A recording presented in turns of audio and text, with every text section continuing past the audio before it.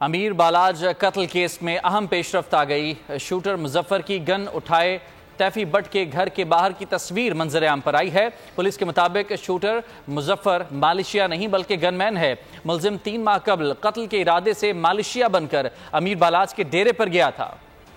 अमीर बालाज के कत्ल की तहकीकात। शूटर मुजफ्फर मालिशा नहीं गनमैन था। मुलजिम की तैफी बट के साथ तस्वीर मंजर आम पर आ गई। पुलिस के मुताबिक शूटर मुजफ्फर पिछले 22 साल से तैफी बट का गनमैन है। 3 माह कबल कत्ल के इरादे से मालिशा बनकर अमीर बालाज के डेरे पर गया। सिक्योरिटी सख्त होने की वजह से हमला न कर सका।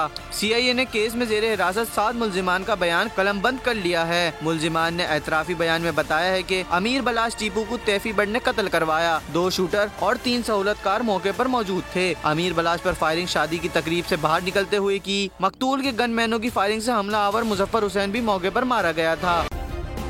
सब्सक्राइब करें और बेल दबाएं ताकि कोई खबर रह न जाए।